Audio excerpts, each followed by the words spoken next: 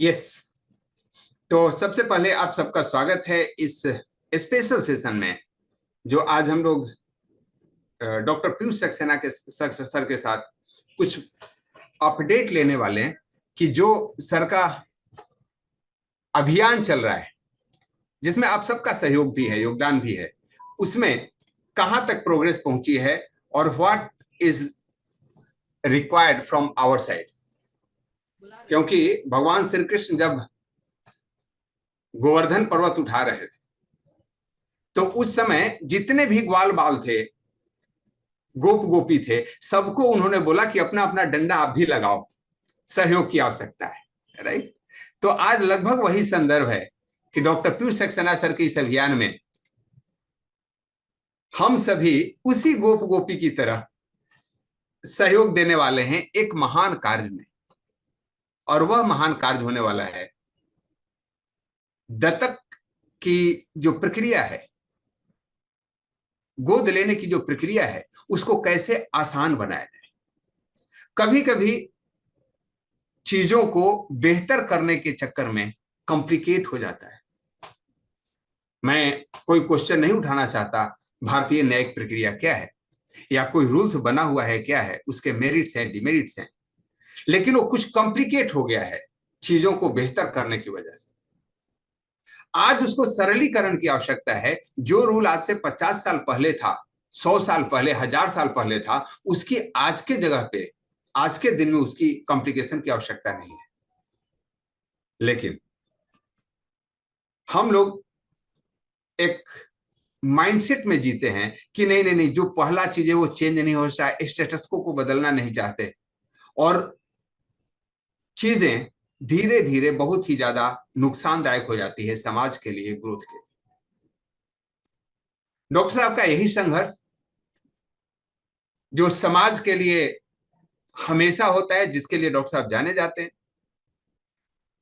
आज उसमें एक बहुत ही नया कड़ी जुड़ने वाला है और उसके बारे में आपको अपडेट मिलने वाला है। संतोष केसरी जी, आप अपडेट करें एक बार, सर ज्वाइन कर पाए क्या? क्या दिक्कत आ रही है? एक बार सर से पूछिए। यस, सर ज्वाइन कर चुके हैं, थैंक यू। तो आज जिस विषय पे बात होने वाली है, जिसके द्वारा आप कुछ चीजों को सुनने वाले हैं, इस विषय में पहले दो शब्द कहना चाहूंगा। सबसे पहले, यहाँ कितने लोग हैं जो डॉक्टर साहब को जानते हैं? Write down me in the chat box. और जो लोग नहीं जानते वो भी लिख सकते हैं मी नॉट। तो मैं डॉक्टर साहब का एक छोटा सा परिचय दूं, क्योंकि उनका परिचय तो वृत्तांत में देने लगूं तो आज का सेशन उसी में चला जाएगा। डॉक्टर साहब, जैसा कि नाम के टाइटल से ही है, यह लोगों के लाइफ बचाने में बहुत बड़ा इनका योगदान है। उस समय जब हर एक दिन कोई ऐसा दिन नहीं हो जो न्यूज़पेपर में यह नहीं आ रहा हो कि किसको हार्ट अटैक आ गया, कौन कहां लुढ़क गया। डॉक्टर साहब नेचुरोपैथी के वह विशेषज्ञ हैं जिन्होंने क्लींजिंग थेरेपी नाम की विधा को हर एक लोगों तक पहुंचाया। डॉक्टर साहब पास्ट लाइफ रिग्रेशन थेरेपिस्ट हैं, वेलनेस काउंसलर हैं, एक्टिविस्ट हैं, एविड ट्रेवलर हैं। और जब डॉक्टर साहब से हम सुनते हैं कि ये पाकिस्तान और उत्तर कोरिया भी गए हैं, तो ये पूरे प्लानट में कहीं बचा नहीं जहां नहीं गए। थिंकर हैं, पोएट हैं, पेंटर हैं, राइटर हैं, फिल्म डायरेक्टर हैं, प्रोड्यूसर हैं, हीरो हैं, मैजिशियन हैं, और overall he is a great human being. यह वह है जिनके ऑरा में आते ही एक खुशबू आती है और ये तुझसे मिलने को दिल करता है। एक यह ऐसे व्यक्तित्व के स्वामी है। समाज के वह वर्ग, वह क्वेश्चन जिसके विषय में लोग ध्यान नहीं देता है, उधर इनका ध्यान बरबस चला जाता है। और इसका एग्जाम्पल है ट्रांसजेंडर में इनका किया गया प्रयास, जिसको लोग ह्यूमन कैलकुलेट ही नहीं करते थे, जिसकी गणना नहीं थी। गवर्नमेंट के कोई फॉर्म में मेल और फीमेल लिखा जाता था, ट्रांसजेंडर का कोई एग्जिस्टेंस नहीं था। उनको हक दिलाने के लिए सर ने बहुत दिनों तक संघर्ष किया। मैं बात संघर्ष की कर रहा हूं। संघर्ष मतलब होता है चैलेंज, परेशानी, प्रॉब्लम। लेकिन सर का संघर्ष संग जो हर्ष से बना है, ये बड़ा हर्ष के साथ आप लोगों को संग लेकर के उस कार्य को परिणत करते हैं और उसका रिजल्ट यह होता है कि 100% सफलता मिलती है। और सर का अभी जो ध्यान है वह ध्यान गया है दत्तक समस्या पे। यस, गोद लेने की प्रक्रिया। और गोद लेना क्या होता है, आप अपने इतिहास में उठा करके देखें, जिन माताओं के कोख से संतान प्राप्ति नहीं होती लेकिन उसको मातृत्व सुख मिले, ऐसी परंपरा रही है। और इस परंपरा की शुरुआत सर्वप्रथम सृष्टि के बनाने वाले, जिसको सृष्टि का मूल जाना जाता है, भगवान शिव से हुई है। आप लोगों को बड़ा आश्चर्य हुआ, भगवान शिव? तो माता उमा गौरी के कोख से पुत्र का उत्पन्न नहीं हुआ था, उन्होंने भी गोद लिया था गणेश जी को, और गणेश जी ने स्वीकार किया उनको पुत्र के रूप में आने के लिए। हमारे कन्हैया, लोग देवकी नंदन कम यशोदा का लल्ला ज्यादा जानता है। यह गोद ही लेने की तो प्रक्रिया थी। दानवीर कर्ण, कुंती पुत्र होने के बाद पालन पोषण किया गया सुत के द्वारा, सारथी के द्वारा, और उनका एक नाम में उपनाम बन गया अंगराज कर्ण, साथ ही साथ सुत पुत्र कर्ण। गोद की परंपरा इतनी ज्यादा रही है, पहले से भी जटिल, कि भारत पे राज्य करने के लिए अंग्रेजों ने इस प्रक्रिया को जटिल बना दिया कि आप गोद नहीं ले सकते। एक अड़चन लगाई ताकि बहुत सारे राजाओं को, जिनका अपना पुत्र पुत्रादि नहीं था, उसका राज्य वो हड़प कर सके। राज्य हड़पने की विधि ली गई, जिसका विरोध महारानी झांसी की रानी लक्ष्मीबाई ने किया था। वही परंपरा एक अलग रूपों से अभी भी चल रही है। अब क्या हड़पने की बात चल रही है, यह क्लैरिटी नहीं है। अंग्रेजों को तो राज्य हड़पना था, अब लोगों को क्या हड़पना है, और उस तरफ ध्यान बरबस गया हमारे सबके प्रियतम, सबके प्रिय चहेते डॉक्टर पीयूष सक्सेना सर का। उस विषय में इन्होंने एक चैलेंज लिया, और वह चैलेंज अब अपने अंतिम पड़ाव पे है। कितना शानदार वह यात्रा रही है, आज सर उसके बारे में हम सबको अपडेट करेंगे, हम सभी लोग जानेंगे। और हम लोगों का क्या सहयोग होने वाला है, वो गोपी की लाठी की तरह गोवर्धन उठाने में। कितने लोग साथ में आना चाहते हैं, इस संघर्ष का हिस्सा बनना चाहते हैं, ताकि आपका भी फोटो लग जाए। जैसे कन्हैया गोवर्धन पे उठाए थे ना, तो गोपियां का भी फोटो आया था कि वो लोग भी उठाए हुए हैं। तो हम लोगों का भी फोटो आना है इसमें। तो हम लोग क्या योगदान कर सकते हैं, जितने लोग हैं वॉलेंटियर के रूप में नाम लिख सकते हैं। You are ready for it, great. और मैं बहुत सारे रिस्पॉन्स देख रहा हूं, बहुत बढ़िया, और यह आपकी क्रियाशीलता को दर्शाती है। तो आप सबके एक जोरदार तालियों के साथ हम वेलकम करेंगे। वेलकम सर,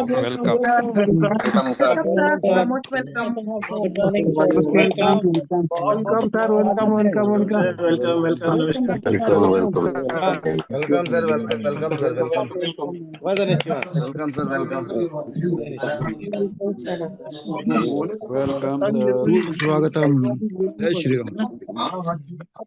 जय श्री राम। राधे राधे।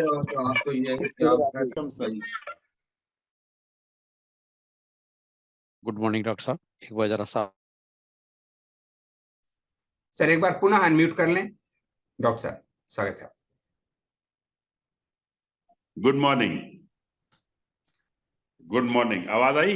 यस सर, जबरदस्त, वेलकम। शुरू करें? Yes sir. अमरीश, जो परिचय तुमने दिया अद्भुत था, बड़ा मजा आया। आगे बढ़ रहे हैं। 7 साल की यात्रा। याद आता है जब मैंने पहली बार सोचा था कि ये प्रॉब्लम है, उसका कुछ सोल्यूशन होगा, तब से आज तक बहुत ऊंच नीच हुई। कई बार ऐसा लगा कि नहीं हो पाएगा, नहीं हो पाएगा, छोड़ दें। तुमसे भी बात की, गौड़ साहब से भी बात की, एक हमारे फ्रेंड है वसु जी, उनसे भी बात की। फिर ये हुआ कि अगर छोड़ देंगे इसको तो फिर करेगा कौन, क्योंकि काम बहुत मुश्किल है। और अंततः ये होने को आ गया। मेरे ख्याल से 100 के करीब हम लोग हैं जो जुड़े हुए हैं, और इतने ही और कतार में हैं, और भी बहुत लोग हैं। ये संदेशा हमें जनमानस तक पहुंचाना है कि एडॉप्शन की प्रक्रिया अब वो नहीं रही जो 2 महीने पहले थी। 20 नवंबर 2023 को, करीब 1.5 महीने पहले, उच्चतम न्यायालय ने आदेश पारित किया है। वो सब आपको अभी यहाँ पे दिखाया जाएगा। आदेश तो एक करीब 13 पेज में से आधे पेज का है, लेकिन उसका मतलब क्या होता है ये समझाना बहुत जरूरी है। मुझे अंदाजा है कि आप लोगों में से कईयों को ये पता होगा कि अपने देश में कुछ भी कारण हो, एडॉप्शन बहुत मुश्किल रहा। साल के आंकड़ों में कभी 4,000, कभी 3,500, कभी 3,2500, कभी 4,2500। 140 करोड़ की जनसंख्या वाले भारत देश में सालाना adoption ministry of women and child development और कारा के मार्फत से होने वाले बहुत ही छोटी संख्या है। ये इतनी ज्यादा छोटी संख्या है कि मन सोचने पे विवश हो गया कि कहीं ना कहीं कुछ तो बात है। और यही सब सोच के मैंने उच्चतम न्यायालय में जनहित याचिका दायर की थी 2 साल पहले। उसके पहले मेरी कई सभाएं मंत्रालय के साथ हुई थी। प्रॉब्लम आइडेंटिफाई की, वीक पॉइंट देखे, सजेस्ट किया, ऐसे ऐसे करिए। रास्ता निकल नहीं रहा था। रास्ता निकला 1.5 महीने पहले उच्चतम न्यायालय में। निकलने के बाद तुरंत मैंने कोई सभा नहीं की, क्योंकि कई विषयों पर मुझे खुद क्लैरिटी चाहिए थी। और आज मैं जो कुछ कह रहा हूं वो कन्विक्शन के साथ कह रहा हूं। मैं बिल्कुल क्लियर हूं कि मुझे क्या चाहिए, क्या मिल चुका है और आगे क्या मिलने वाला है। भारत देश में पार्लियामेंट्री कमेटी की रिपोर्ट के हिसाब से, राज्यसभा की पार्लियामेंट्री कमेटी है, 6 अगस्त 2022 को उन्होंने रिपोर्ट सबमिट की है पार्लियामेंट को। उनके हिसाब से भारत में 3.1 करोड़ यानी कि 3 करोड़ 10 लाख अनाथ हैं। डिप्लोमेट न्यूज़पेपर की रिपोर्ट के हिसाब से 2.25 करोड़ लोगों के पास बच्चे नहीं हैं। इनफर्टाइल कपल्स हैं जिनको बच्चे मिल जाएं, और वो डेस्परेट हैं कि बच्चे मिल जाएं। अब आप सोच के देखिए कि अगर हम ये काम कर पाए कि अनाथों को घर मिल जाए और उन परिवारों को बच्चे मिल जाए, ये कितना बड़ा काम होगा। और इसीलिए अमरेश शर्मा जी ने आपसे निवेदन किया कि जो जो साथ में हो वो हाथ उठाएं। और जिस तरह से आपने बात आगे बढ़ाई है, मुझे बहुत ही खुशी है कि जल्दी ही हम एक ऐसा सपना देखने वाले हैं जब एक अनाथ बच्चे को उसका अधिकार यानी कि परिवार मिलेगा, और उस परिवार को जहां बच्चे नहीं हैं उनको बच्चे मिलेंगे। हम ये सपना पूरा कर पाएंगे। मामला कानूनी तौर पर थोड़ा टेक्निकल है, लेकिन इस 1 घंटे में हम डिटेल में सारी चर्चा करेंगे। और ये सभाएं अभी लगातार होंगी। अगले संडे को फिर हम 10 बजे मिलेंगे। 18 जनवरी को दिल्ली में एक बड़ी कॉन्फ्रेंस का आयोजन किया गया है एनडीएमसी के हॉल में, और वहां फिर चर्चा होगी इस बात पे, क्योंकि अब जो कुछ होना है वो हमारे आपके स्तर पे होना है। सरकार के लेवल पे और सुप्रीम कोर्ट के लेवल पे मुख्यतया काम समाप्त हो चुका है। हम चर्चा को शुरू करते हैं।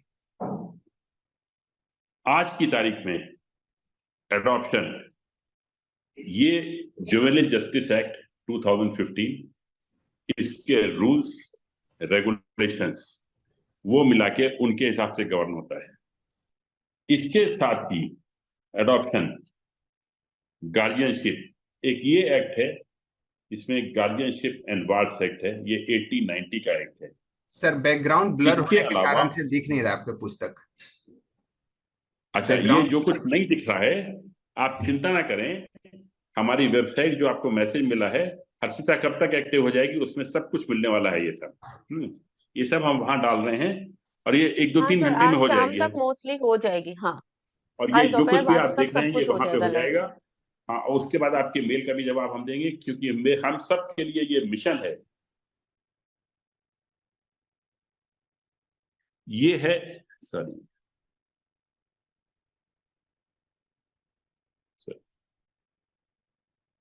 ये Hindu adoption and maintenance act है, हामा एक्ट कहलाता है ये। इसको हम बार बार रेफर करेंगे। Hindu adoption and maintenance act, guardians and wards act. पहले guardian and wards act, Muslim, Christian, Jews और पारसीज में एडॉप्शन उनके पर्सनल लॉज के हिसाब से नहीं होता है।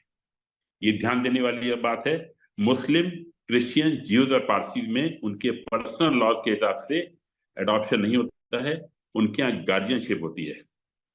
अगर किसी मुस्लिम को किसी तरह की मदद चाहिए है गार्जियनशिप की, तो फातिमा के हस्बैंड गुलाम हुसैन जी हैं, मैं उनके साथ मौलवी और काजी लोगों से मिलने के लिए गया था। तब मैंने कानून की बारीकियां समझी थी कि उन्होंने एडॉप्शन इसलिए मना किया हुआ है पर्सनल लॉज के हिसाब से, जिसमें रिलीजन इंपॉर्टेंट होता है, क्योंकि कहीं ऐसा ना हो जाए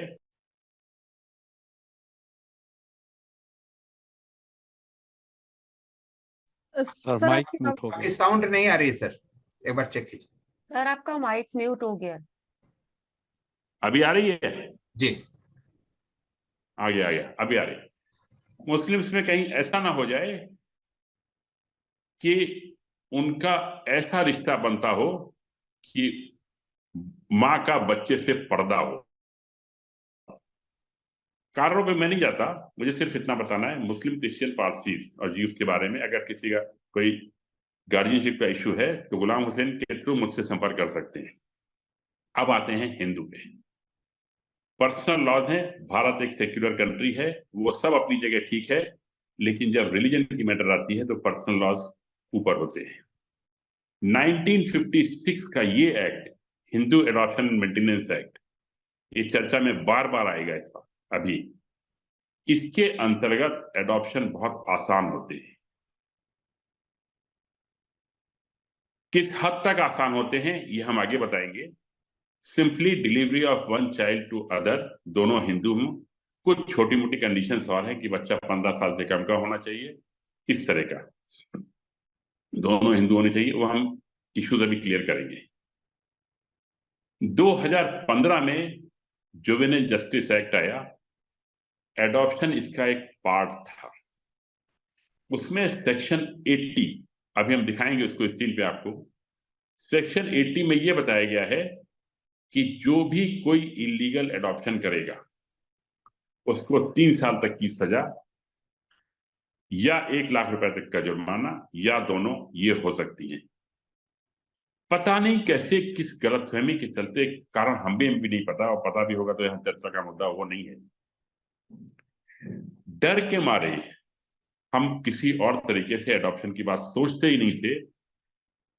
सिर्फ और सिर्फ एक ही बात सोचते थे कि जे एक्ट में जो लिखा हुआ है हमें उसके हिसाब से एडॉप्शन कराना है, उसके हिसाब से एडॉप्शन, जो कॉम्प्लिकेशन है 2, 2.5, 3 साल जितना लग जाए, डरते थे हम लोग कि कुछ कहीं गलत ना हो जाए और सजा ना हो जाए। इन्हीं सब मुद्दों को लेके मेरी याचिका थी। अब मैं शुरू करता हूं। हर्षिता वो दिखाना स्क्रीन पे, पेज नंबर 12, सुप्रीम कोर्ट का जजमेंट, फिर एक एक करके आगे शुरू करते हैं।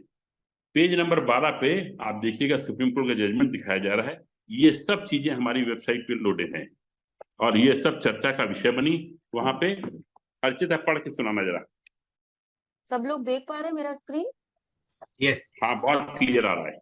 Yeah, as regards Hama, during the course of hearing, both Ms. Aishwarya Bhati, Additional Solicitor General, and Dr. Jagannath Pati, Director Kara, have categorically stated before the court that the process of adoption under Hama is independent of the regulation of 2022, which have been framed under the Juvenile Justice Act 2015. It has been stated that Kara intervenes only when the adoption certificate is required by the adoptive parents in order to facilitate the travel of the adopted child to the country outside India. Kara वो हम has आगे stated, Harshita वो हम आगे explain करते हैं। इसी document का पेज 1 दिखा दो, जिसमें सबसे ऊपर लिखा हुआ सुप्रीम कोर्ट ऑफ इंडिया। इसी डॉक्यूमेंट का पेज 1। हाँ, ये सुप्रीम कोर्ट ऑफ इंडिया दिखाया जा रहा है आपको ऊपर। इसमें रिकॉर्ड ऑफ प्रोसीडिंग्स है, कोर्ट नंबर 1 में आइटम नंबर 26, सेक्शन PIL। ये हमारा temple of healing versus union of India, और जो लॉर्डशिप ने 2 नाम दिए हुए हैं, डॉक्टर जगन्नाथ पति और miss Aishwarya Bhati, Aishwarya Bhati madam ASG हैं, एडिशनल सॉलिसिटर जनरल, और डॉक्टर पति ये कारा के डायरेक्टर हैं, चीफ हैं ये। तो उन्होंने ये कैटेगरिकली बोला कि हामा एडॉप्शन में उनका कोई इंटरफेरेंस नहीं है। ये बार बार बताना इसलिए जरूरी है कि ये बात हमको क्लियर नहीं थी, हमको मतलब देश को क्लियर नहीं थी। अब मैं वापस आता हूं सेक्शन 80 दिखाना जेजे एक्ट का, सेक्शन JJ 80 जेजे एक्ट, हाँ जेजे एक्ट का सेक्शन 80। Punitive इसमें measures for adoption. हाँ फिर से पढ़ना इसको, फिर बताता हूँ इसका मतलब क्या है। Punitive measures for adoption without following prescribed procedure. Okay.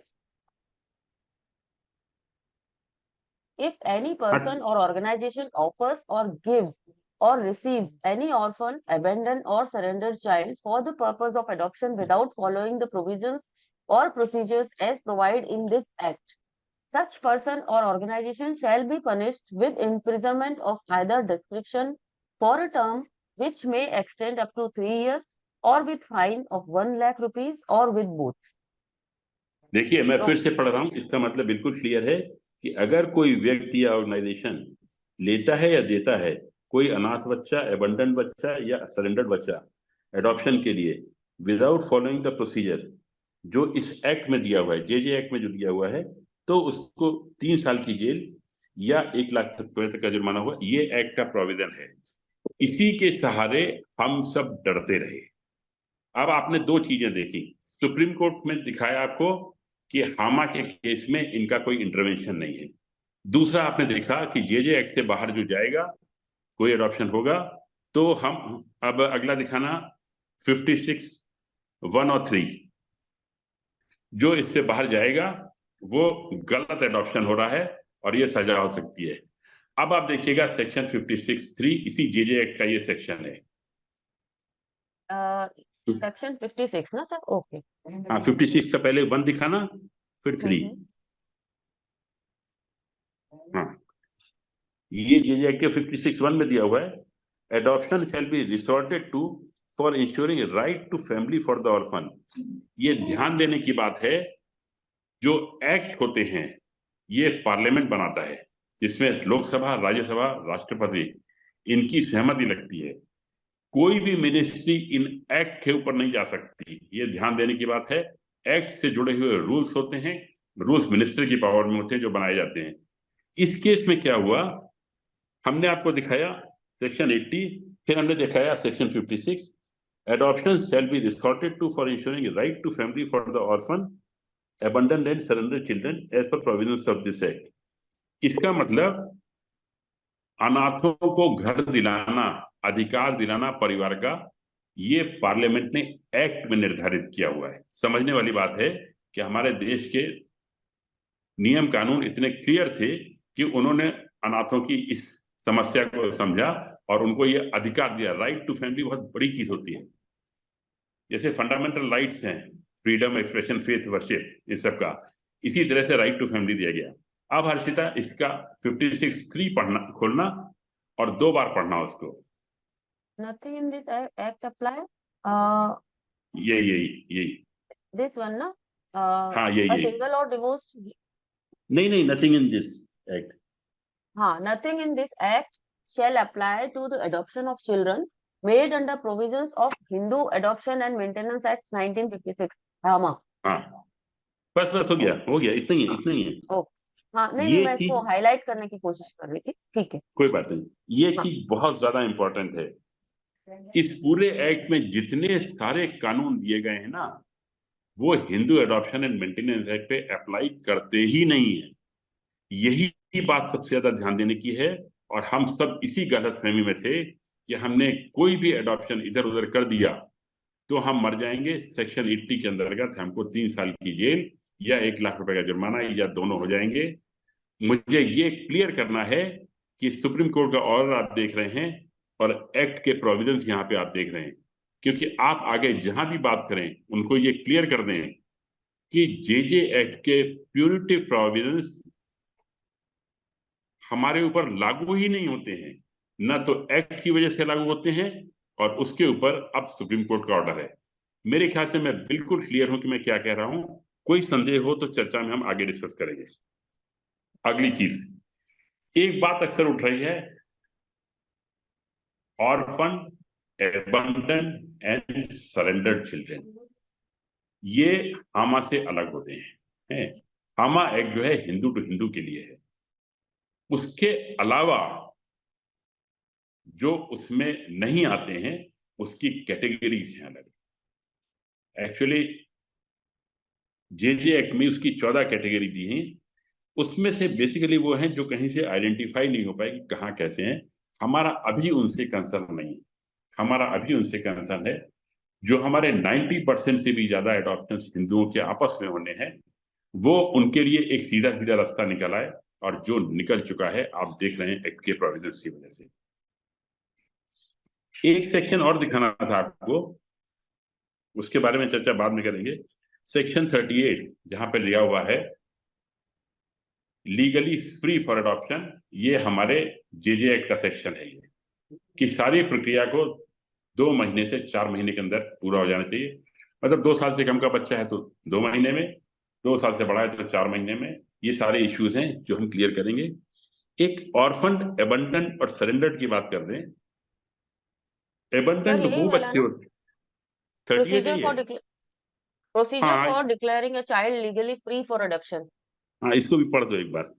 In case of orphan and abandoned child, the committee shall make all efforts for tracing the parents for or guardians of the child, and on completion of such inquiry, if it is established that the child is either an orphan having no one to take care or abandoned, the committee shall declare the child legally free for adoption, provided that बिल्कुल such ठीक, declaration shall be made without a period of 2 months from the date of production of the child. बिल्कुल ठीक। अब मैं कुछ For चीजें और child, clear करूं। yeah. कुछ चीजें और क्लियर करूं। ये दिया हुआ है ऑर्फन चाइल्ड के लिए और अबंडन चाइल्ड के लिए। इन दोनों का मतलब क्या होता है? ऑर्फन का मतलब होता है जिसके बायोलॉजिकल मदर और फादर अब इस दुनिया में नहीं है। एबंडन चाइल्ड अक्सर वो हैं जो अनवेड मदर्स किसी वजह से कहीं छोड़ के गई हैं, ये अबंडन चाइल्ड है। और सरेंडर्ड चाइल्ड ऐसे होते हैं कि अगर किसी पेरेंट्स के पास किसी भी कारण से उस बच्चे को पालने की सुविधा और व्यवस्था नहीं है, तो उनको पालने की जिम्मेदारी सरकार की होती है। ये सरेंडर्ड चाइल्ड होते हैं। सरेंडर्ड चाइल्ड के केस में लीगली फ्री का इशू नहीं आता है, क्योंकि पेरेंट्स ने खुद वो बच्चा सरकार को दिया है। तो ये हुआ ऑर्फन, एबंडन, सरेंडर। ये सब साथ साथ चलते हैं, साथ साथ रहते हैं। आंकड़ों के लिए अलग अलग, कुछ कैलकुलेशन में, कुछ प्रोसेस में इनका रोल अलग अलग होता है। जैसे कि ऑर्फन एंड एबंडन के केस में हमको पता नहीं होता कि वो किसका बच्चा है, तो सरकार पूरी कार्रवाई करती है लीगली फ्री डिक्लेयर करने के लिए। पहले एडवर्टीजमेंट देना, पता करना कि कहीं उसका कोई मालिक, कहीं उसके पेरेंट्स है तो नहीं जो क्लेम करते हुए आ जाए। तो जब मैंने जिलों में जाके पता किया, अलग अलग जिलों में 4 जगह मैंने विजिट किया, तो मुझे पता चला कि इस प्रोसेस में 2-2, 3-3 साल का समय लग जाता है। चमत्कार है ये। आखिर ये तो आप सब जानते हैं ना कि बच्चा मिलने में टाइम बहुत लगता है, तो लगता कहाँ पे टाइम? सरकार कहती है कि लीगली फ्री करने के बाद हम तुरंत रिलीज कर देते हैं, मेडिकल चेकअप होने के बाद हम तुरंत रिलीज कर देते हैं। तो अगर यही 2 कारक हैं तो इनमें टाइम कहाँ पे लगता है? ग्राउंड रियलिटी आपको पता होना चाहिए, तभी आपको पता चलेगा कि बदलाव क्या आया है। ग्राउंड रियलिटी ये है। मेडिकल चेकअप की अभी चर्चा करें, ये सब आपको डॉक्यूमेंट्स हमारी साइट पे मिलेंगे। ये गवर्नमेंट के पब्लिश डॉक्यूमेंट्स हैं। मेडिकल चेकअप के लिए बहुत लंबी चौड़ी लिस्ट बनाई गई है, और मैंने कहा कि नियम बनाने के पहले मुझे सिर्फ इतना बता दें कि भारत के 766 जिलों में कितनी जगह पे ये सुविधा उपलब्ध है कि वो मेडिकल चेकअप, वो एग्जामिनेशन करा लिया जाए। सुनने में सबको बहुत अच्छा लगता है कि बच्चा लेने के पहले 100 तरह के चेकअप करा लिए जाए।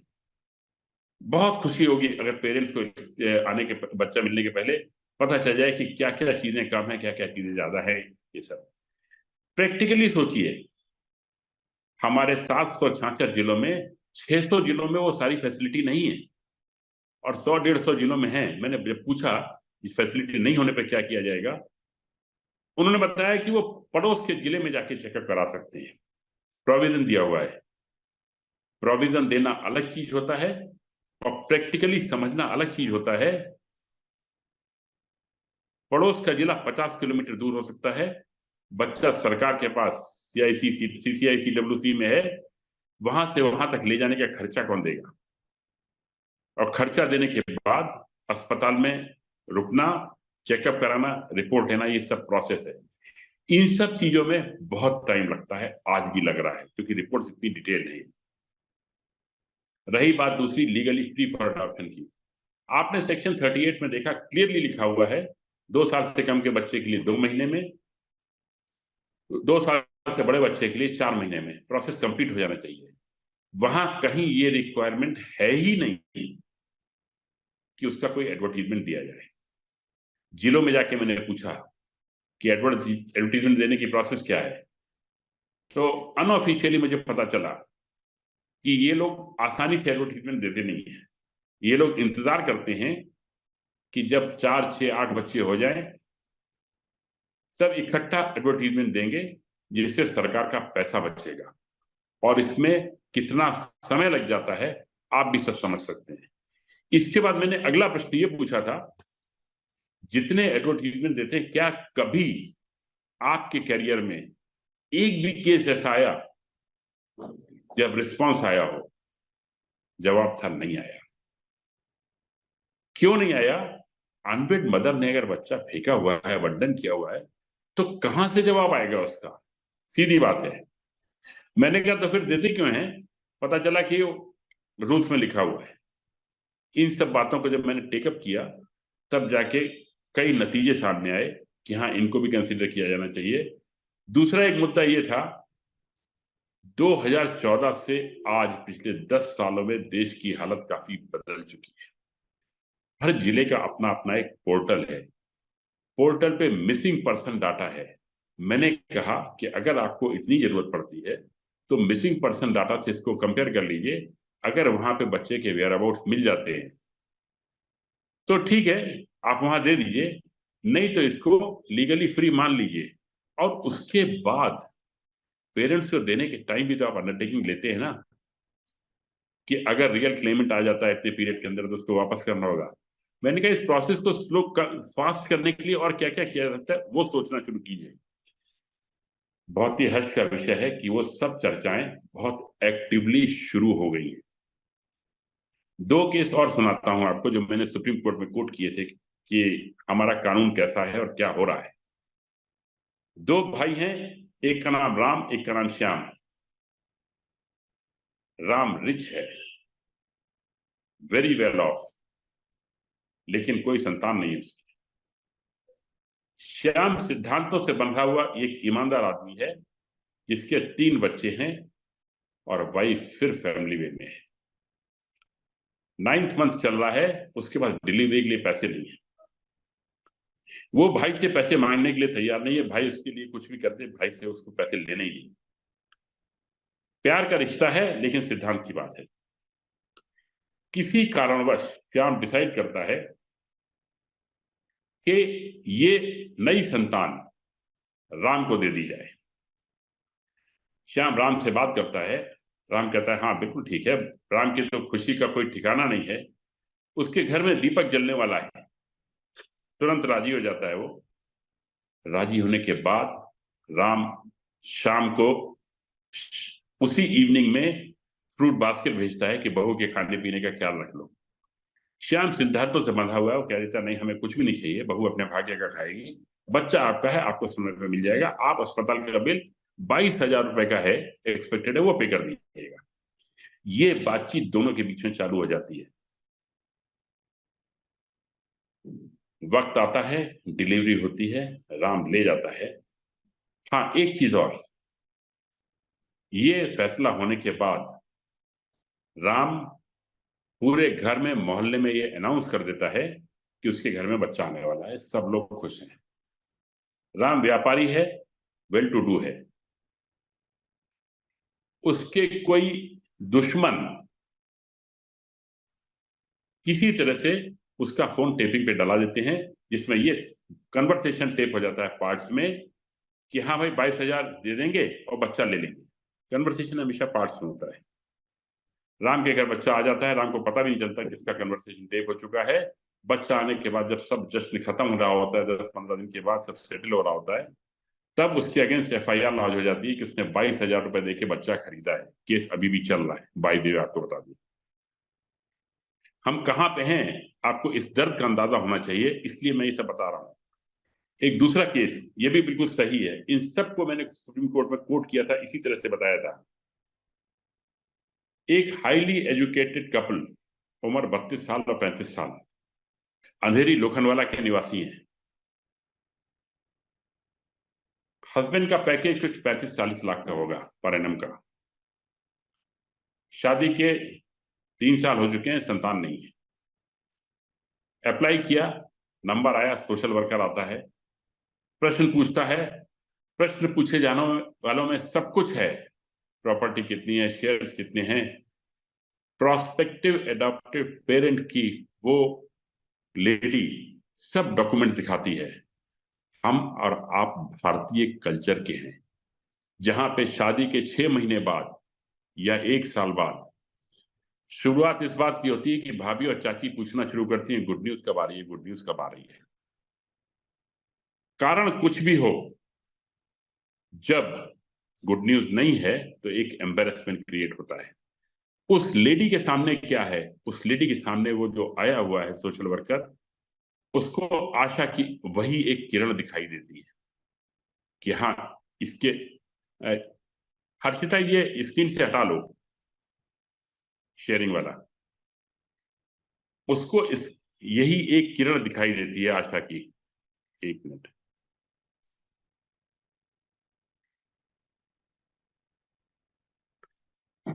वो उसको सारे डॉक्यूमेंट दिखा देती है और उसके बाद सोशल वर्कर कहता है मैडम अगर बाकी तो सब ठीक है, अगर आपको कुछ हो गया तो।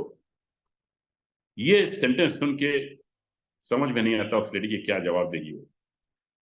वो कहती है मैं तो बिल्कुल ठीक ठाक हूं, मेरा पिछले महीने एग्जीक्यूटिव चेकअप हुआ है, कहीं कोई प्रॉब्लम नहीं है। सोशल वर्कर इंसिस्ट करता है नहीं मैडम कुछ हो गया तो, कुछ हो गया तो, कुछ हो गया तो।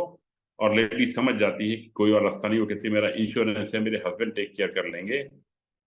जब वो कहती है कि मेरे हस्बैंड टेक केयर कर लेंगे, तो सोशल वर्कर अगला प्रश्न पूछता है मैडम अगर आपके हस्बैंड को भी कुछ हो गया तो। मुझे तो ये सुन के ही बहुत दर्द लगा था कि किसी लेडी से ये पूछना कि आपको और आपके हस्बैंड को कुछ हो जाए, लेकिन वो लेडी मजबूरी में हर प्रश्न का जवाब देती है, क्योंकि अगर वो ये जवाब नहीं देगी तो उसको पता नहीं बच्चा मिलेगा कि नहीं मिलेगा और आगे का भविष्य क्या होगा, कुछ पता नहीं। फाइनली सोशल वर्कर ही उसको एक तरीका बताता है कि आप एक इवेंचुअलिटी लेटर दे दीजिए, जिसका मतलब ये होता है कि अगर आपको कुछ हो गया तो आपके बच्चे को आपके भाई या बहन या आपके पति के भाई या बहन या कोई करीबी रिश्तेदार संभाल लेंगे। मुझे बहुत दर्द हुआ था ये सुन के, और मैंने देखा था कि एक 20-25 दिन के अंदर मिनिस्ट्री ने नोटिफिकेशन निकाल के इसको हटा दिया था, और आज की तारीख में ये लेटर रिक्वायर्ड नहीं है। नॉट ओनली दिस, और भी डॉक्यूमेंट्स की मैंने बात की थी कि जो डॉक्यूमेंट्स एक्ट में दिए गए हैं उसके अलावा एक भी डॉक्यूमेंट मांगा जाना गलत होता है। अगर एक्ट में दिए गए हैं कि ड्राइविंग लाइसेंस या आधार कार्ड में से कोई एक डॉक्यूमेंट दे दीजिए, तो सोशल वर्कर को यह अधिकार नहीं है कि वो दोनों डॉक्यूमेंट मांगे, ये उसकी मर्जी नहीं है। एक्ट ने दिया हुआ है, ये प्रोस्पेक्टिव एडॉप्टिव पेरेंट की मर्जी है।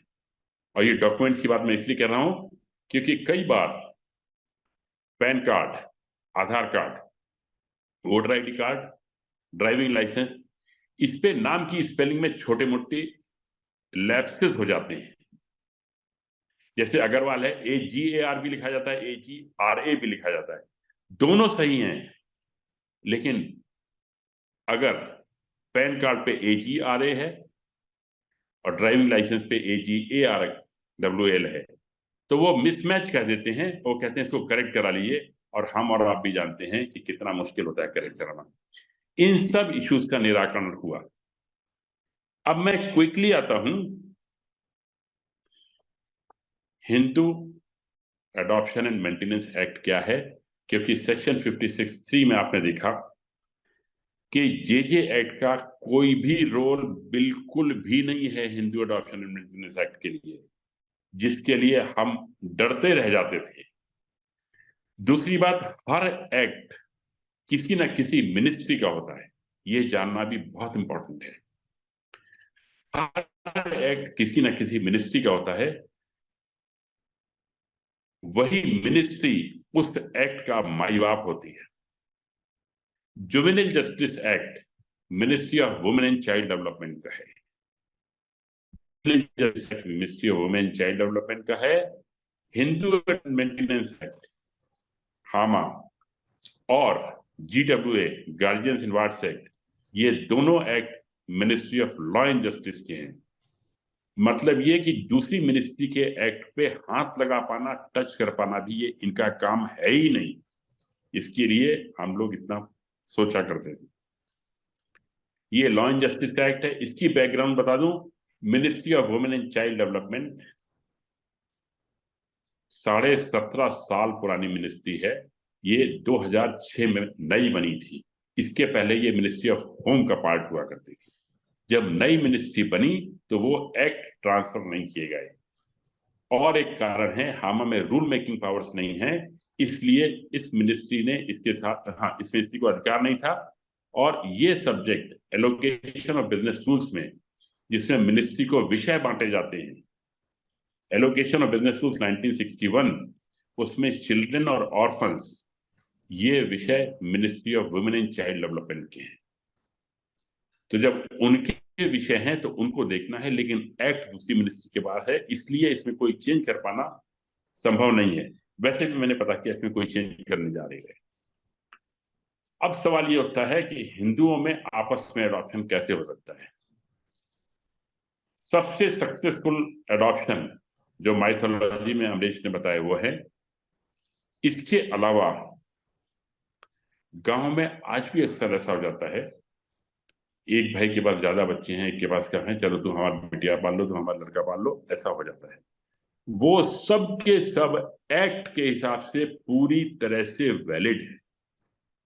Hindu adoption as of today 4 तरीकों से हो सकता है। Simply delivery of child, no documents, ये एक प्रोसेस है जो पूरी तरह से लीगल है। हाँ, कौन अडॉप्ट कर सकते हैं ये बता दूं। हिंदुओं में हिंदू, सिख, जैन और बुद्धिस्ट ये आते हैं। और मेरा आप सभी से निवेदन है कि हमारी वेबसाइट पे ये एक्ट्स अपलोड हो जाएंगे आज ही। छोटे छोटे एक्ट हैं, वहीं पे साथ में हरिस्ता का नोट होगा कि ये सेक्शन पढ़ लीजिए, जिससे आपको पता चले कि हम हैं कहाँ पे देश में। और ये बहुत आसान है, एक बार समझने के बाद ना आपको लगेगा कि इसमें तो कुछ है ही नहीं। पहला अडॉप्शन का तरीका हुआ transfer of one child from one parents to other, orally हो गया, ये सफिशिएंट है। दूसरा है दोनों के बीच में एक एडॉप्शन डीड हो जाए, जो रजिस्टर्ड ना हो, मैं रिपीट कर रहा हूं, जो रजिस्टर्ड ना हो वो भी एडॉप्शन वैलिड है। तीसरा तरीका है एडॉप्शन डीड हो, वो सब रजिस्ट्रार क्या रजिस्टर्ड हो। सब रजिस्ट्रार क्या रजिस्टर्ड होना एक एडिशनल डॉक्यूमेंट है। और चौथा है एडॉप्शन डीड हो जो कोर्ट में या डिस्ट्रिक्ट मजिस्ट्रेट क्या रजिस्टर्ड हो। ये हिंदुओं का है, दोनों का हिंदू होना जरूरी है, 15 साल से कम होना जरूरी है। और भी कंडीशन जैसी एक्ट में दी, बिल्कुल सिंपल कंडीशन है, और साउंड माइंड ये सब जो दिए हुआ है। अब आप फिर सुनिए फर्क क्या है। फर्क ये है कि कल के दिन अगर प्रॉपर्टी के डिस्प्यूट्स होंगे या मेंटेनेंस के डिस्प्यूट्स होंगे या किसी भी तरह का डिस्प्यूट होगा, तब जो रजिस्टर्ड डॉक्यूमेंट है वो ऊपर होगा, उसमें भी कोर्ट का रजिस्टर्ड डॉक्यूमेंट सबसे ऊपर होगा। और अगर कोई कंफ्लिक्ट नहीं है और कोई क्लेम नहीं है तो पहली स्टेज जो मैंने बताई थी, एक हाथ से दूसरे हाथ में जाना, वो सारे के सारे एडॉप्शन पूरी तरह से वैलिड रहेंगे। मेरे ख्याल से काफी चीजें आपकी क्लियर होती जा रही होंगी। अभी मैं क्वेश्चन, एक मुद्दा और बड़ा बचा हुआ है, एडॉप्शन टू फॉरेन नेशनल्स। इसमें हेग कन्वेंशन है। हेग कन्वेंशन ये सजेस्ट करता है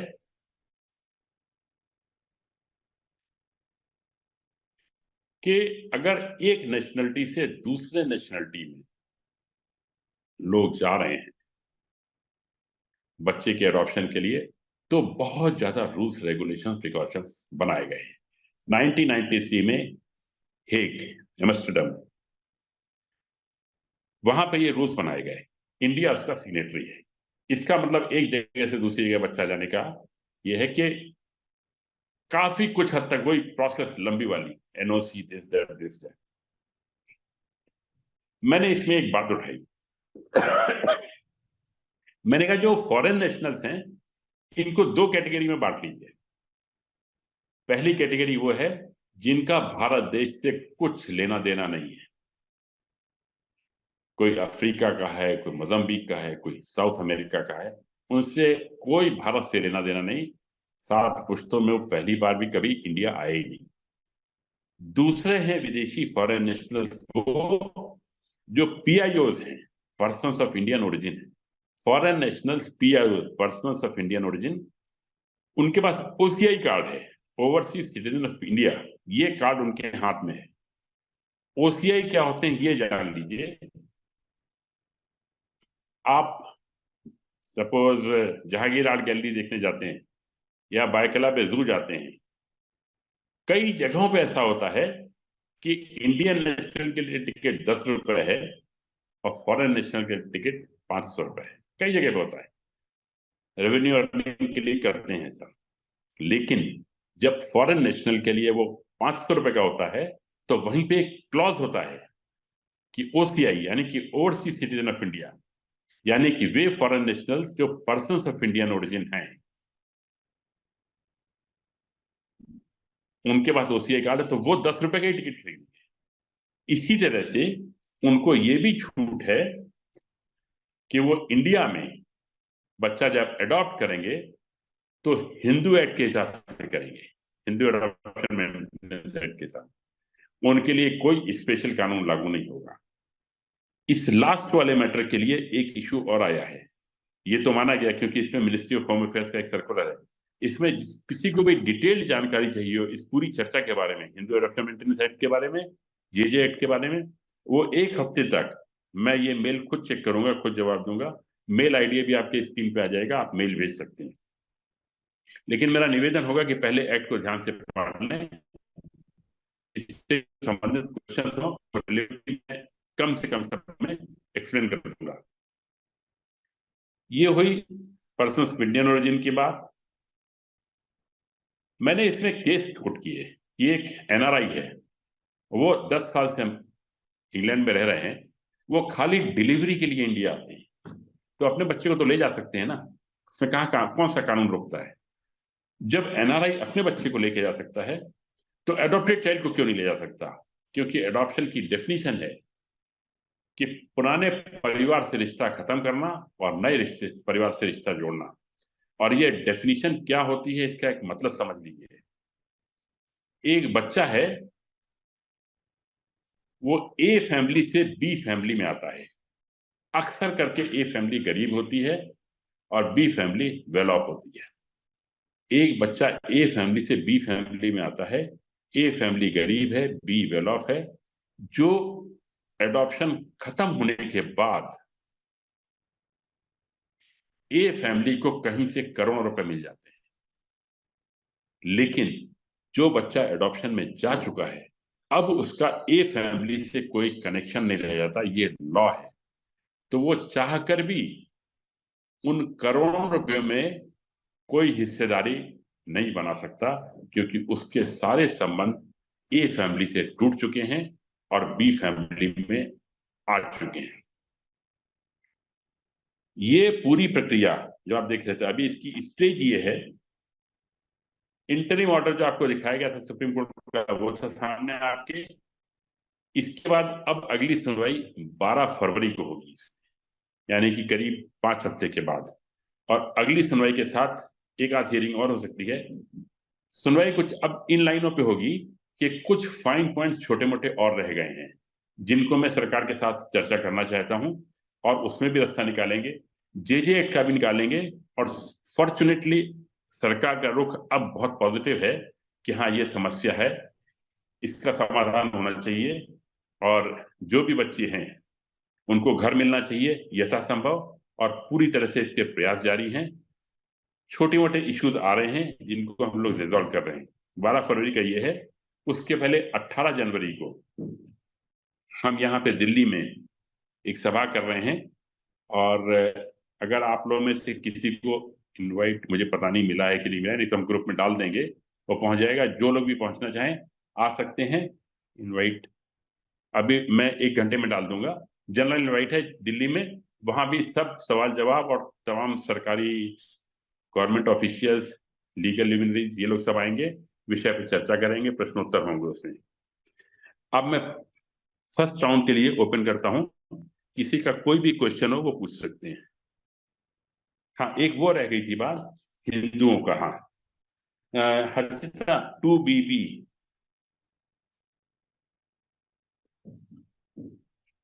एक सेक्शन देखिएगा, इसमें हिंदुओं की डेफिनेशन मैंने आपको बताई। हिंदुओं की डेफिनेशन ये थी कि हिंदू, सिख, जैन, बुद्धिस्ट, इसके अलावा लिंगायत, इसके अलावा एक चीज और दी हुई है, जो कोई भी धर्म फॉलो नहीं करते हैं लेकिन लगता है कि वो मुस्लिम, क्रिश्चियन, ज्यूज और पारसी नहीं है, वो भी हिंदू में आ सकते हैं। अभी आपके सामने 2BB कर रहे हैं। ये बहुत इंपॉर्टेंट सेक्शन है ये। हर्षिता पढ़ना इसको जरा, फिर मैं दोबारा पढ़ूंगा।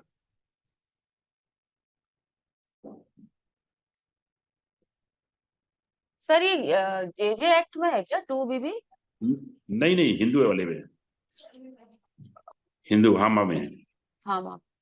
हाँ, any child, legitimate Correct. or illegitimate, who has been abandoned both by his father and mother, or whose parentage is not known, and who is either case of brought up as a Hindu, Buddhist, Jain, and Sikh,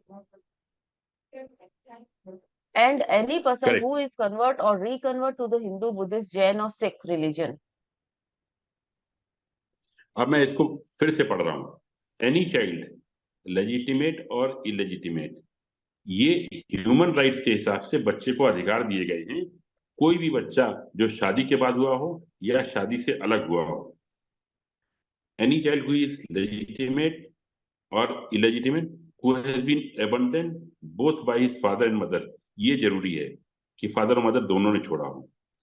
इसके बाद है, इसमें ये नहीं दिया है कि birth के पहले वो हिंदू है या हिंदू नहीं है, मतलब कोई भी बच्चा हो वो इसमें कवर्ड है। ध्यान देने की बात है, एनी चाइल्ड, लेजिटिमेट और इलेजिटिमेट, किसी भी रिलीजन का हो, who has been abandoned and by both his father and mother, ये इंपॉर्टेंट है।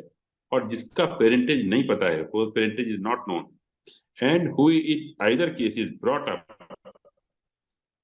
इंपॉर्टेंट ये है कि उसका लालन पोषण जो है वो हिंदू, बुद्धिस्ट, जैन और सिख की तरह हुआ है, जैन या सिख की तरह। लेकिन इसमें एक बात बहुत इंपॉर्टेंट है एक्ट में, ध्यान दीजिएगा, एक्ट पार्लियामेंट के बनाए हुए होते हैं। इसमें कोई भी इंटरप्रिटेशन वगैरह की पावर सुप्रीम कोर्ट को होती है।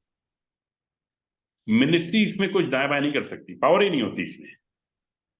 इसमें एक बात क्लियर है कि बच्चे का पहले धर्म कुछ भी रहा हो, अब अगर उसका लालन पालन पोषण हिंदू, सिख, जैन, बुद्धिस्ट तरीके से हुआ है तो उसका एडॉप्शन हो सकता है इस तरीके से। एक चीज और बहुत इंपॉर्टेंट है इस सेक्शन में, इसमें यह नहीं दिया हुआ है कि उसका लालन पालन कितने वर्षों में होना चाहिए। एक इंटरप्रिटेशन ये भी हो सकता है, अगर एक दिन का भी लालन पोषण हुआ है उसका हिंदू माहौल में, तो भी उसका एडॉप्शन हो सकता है। अब इन्हीं के साथ हाँ, एक सेक्शन 16 और है। 16 मैंने शायद बताया नहीं था इसमें खोलने के लिए, 16 में दिया हुआ है, हाँ दिखे नहीं, presumption as to registered document. है, ये हाईलाइट नहीं है ना, मैंने बताया नहीं था कल। हाँ प्रिजम्पशन एज टू आपने बताया। Registered document relating to adoption, जो मैं डॉक्यूमेंट की बात कर रहा था ना, वो यहां से आता है, presumption as to registered documents. मतलब इसमें क्लियरली लिखा हुआ है कि जो रजिस्टर्ड डॉक्यूमेंट हैं उनका वेटेज ज्यादा होगा, जो रजिस्टर्ड नहीं है प्रॉपर्टी के डिस्प्यूट के केसेस में उनका वेटेज कम होगा। लेकिन एक चीज बता दूं आपको, प्रॉपर्टी के डिस्प्यूट चाहे जितने आप कहें बहुत कम होते हैं, मेरे ख्याल से लाखों में एक होते हैं जितनी प्रॉपर्टी भारत देश में है। 10 लाख में से 50 लाख में से एक केस में डिस्प्यूट आता है। ये तब है जबकि केसेस तमाम तमाम पड़े रहते हैं। तो बहुत ये सोचने की जरूरत नहीं कि सब चीज क्लियर कर ली जाए, क्योंकि बच्चा जो खुशी देने वाला है उसका कोई मोल नहीं है घरों पे। और मेरा उद्देश्य ये है कि ये जो कुछ हो रहा है ये जनसाधारण तक आप पहुंचाएं और इसका आनंद लें। कुछ चीजें और रह गई। हाँ, डॉक्यूमेंट्स के लिए जो जेजे एक्ट में डॉक्यूमेंट्स दिए गए हैं वो आपके ऊपर लागू नहीं होते हैं। हिंदू एडॉप्शन का मैंने बताया, लेकिन साथ ही साथ में जेजे एक्ट की भी चर्चा कर रहा था। जेजे एक्ट में मैंने बताया उनको कि ये कैसे हो सकता है कि डॉक्यूमेंट की लिस्ट आप कुछ बोलते हैं और जब मैं सेंटर पे जाता हूं, चाइल्ड वेलफेयर कमेटी सेंटर पे, तो वो एक लंबी लिस्ट देते हैं। मतलब आखिर कोई तो लिमिट होनी चाहिए ना। उन्होंने कहा जो भी एक्स्ट्रा डॉक्यूमेंट मांगता है, मैंने कहा एक्स्ट्रा डॉक्यूमेंट मांगना हमारे लिए बड़ी दिक्कत की बात हो जाती है, हमारे पेरेंट्स कहाँ कहाँ भागेंगे। उनका जो भी डॉक्यूमेंट एक्स्ट्रा मांगता है उसका सेक्शन 62 में उन्होंने रेफरेंस दिखाया कि एक्स्ट्रा डॉक्यूमेंट मांगने का अधिकार नहीं है उसको, और वो मांगे तो हमारी नॉलेज में लाइए और हम उसकी कंप्लेन करेंगे। और मैंने ऑलरेडी सोच लिया है ये कि सारे CWC को मैं खुद एक लेटर लिखूंगा कि जो भी डॉक्यूमेंट है सिर्फ उतने लीजिए, उससे ज्यादा लेने का आपको अधिकार नहीं है, और अगर होगा तो हम उसको टेकअप करेंगे। हाँ, अभी एक बार क्वेश्चन, हाँ एक चीज और बतानी थी। A mother's role is to love her children with all her heart and to understand and help the child. One of the most meaningful roles that a mother plays is the role of a nurturer. When a mother nurtures her child,